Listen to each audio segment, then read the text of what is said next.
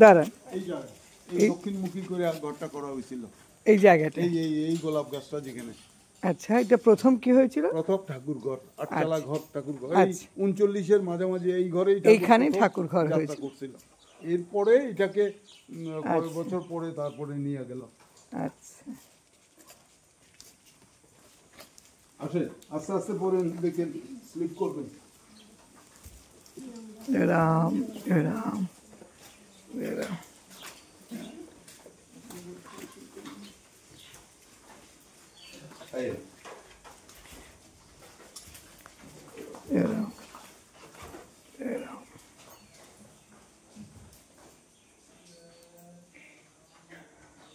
এই সেই চিত্রপট, যেই পটে ঠাকুর নিজে শ্রীহস্তে পূজা করছিলেন।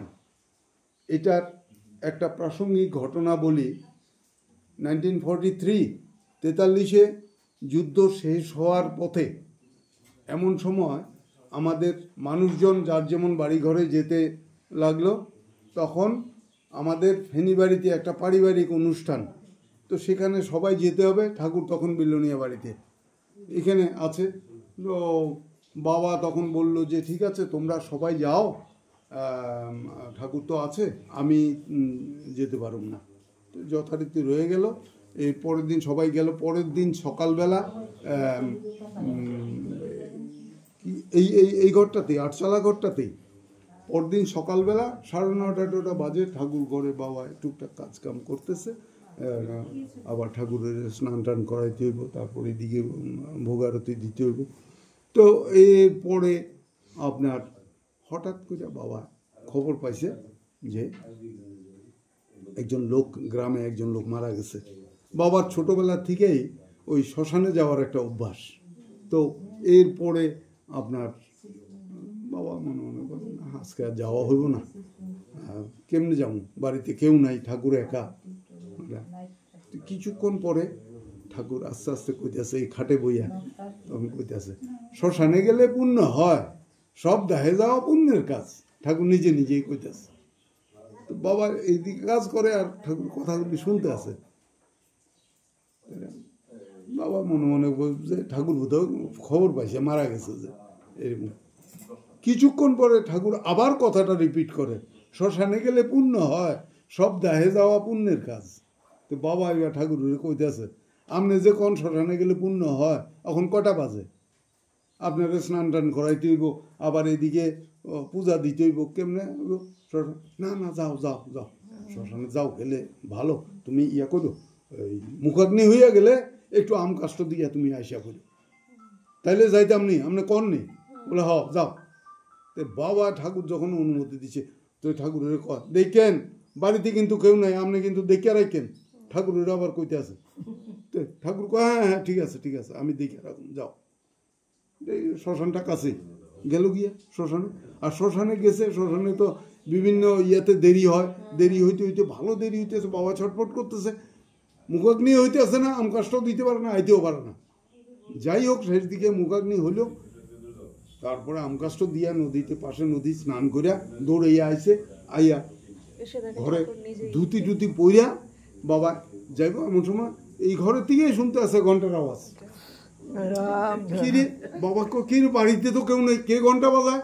তাড়াতাড়ি আইসে, আইয়া ঠাকুরের সামনে আইয়া দেখে যে ঠিক এরকম আসন পাইতে ঠাকুর বসা ঠাকুর আরতি করতেছে।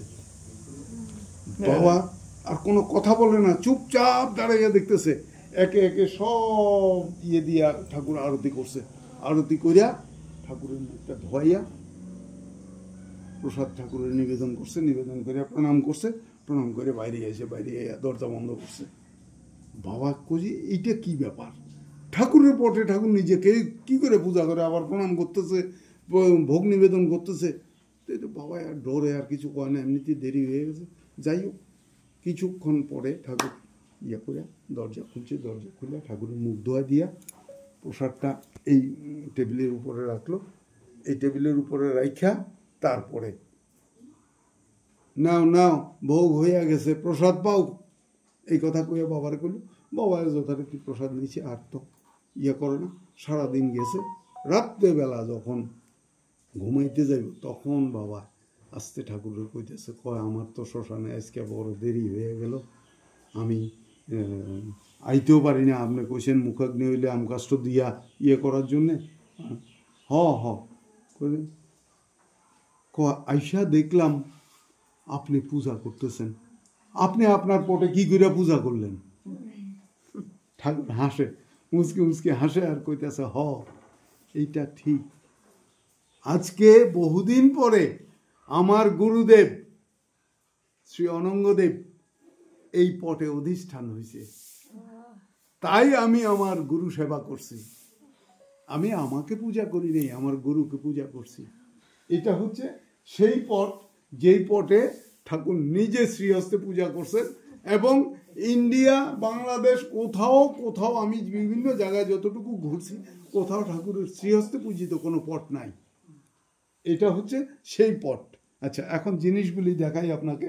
দেখেন, এই খাট, এই খাটে ঠাকুর দীর্ঘ বছর শয়ন নিছেন।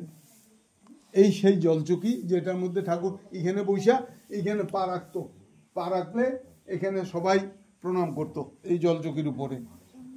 আপনি ইয়েটা পাইছেন তো এই দ্বিতীয় খণ্ডের মধ্যে এই জলচকির ঘটনাটা, ওই যে ইয়ে কইছিল যে ঠাকুর আর জায়গা পাইছিল না, হ্যাঁ, এই মালিবাড়িতে গিয়া উঠছে, হ্যাঁ, ওই গেটের সেদিকে কইছিল। এরপরে যেই ব্রাহ্মণ কইছে, এটা একটা ব্রাহ্মণ গ্রুপ 7 জনের, তারা আইছিল। এই পরে এই ভদ্রলোক তারা সবাই প্রণাম করছে। পরে ঠাকুর তখন কইতাছে, কয় আপনারা কুলীন ব্রাহ্মণ, আপনারা এই মালিবাড়িতে আইছেন, আপনি গোজাত গেল না? যে এই কথাটা কইছে, হে বুঝলো যে আর সাংঘাতিক, আমি কি ভুল করছি, কি অন্তর্যামী, হে খারাপ থেকে। এর আগে দিয়ে ঠাকুর কয়বারই কইতাছে, এই জলচকি সরাও, জলচকি সরাও, জলচকি সরাও। 3 বার কইছি, পরে বাবা জলচকিটা সরাই দিছে। আর উনি ভদ্রলোক খারাপ দিয়ে এরকম পড়ে গেছে যে ঠিক জলচকিটা দিকে নেই, কেন পড়লে মাথা ফাইটা যাইতো। ভদ্রলোক জ্ঞান হারিয়ে ফেলাইছে। ওই জন্য ঠাকুর বলেছেন সরিয়ে দাও, সরিয়ে দাও, তুমি তো জানবেই যে পড়ে যাবে। এরপরে ভদ্রলোকের আপনার কি কইছে জ্ঞান ফিরে আইসে, পরে তখন কইতেছে তো ঠাকুর কাছে, আমি বড় অপরাধ করে ফেলাইছি, আমি বুঝতে পারিনি। এটাও এই ঘটনাটা দ্বিতীয় খণ্ডে আছে। হ্যাঁ হ্যাঁ, আরো অনেকগুলি। আচ্ছা, এইটা একটু আগে প্রণাম করেন একটু। এটা হলো সেই গীতা যেটা ঠাকুর পড়তেন। এটা হলো মণিবাবুর ছবিটা, ওই ছবিটা তুলেছ? তুলছি।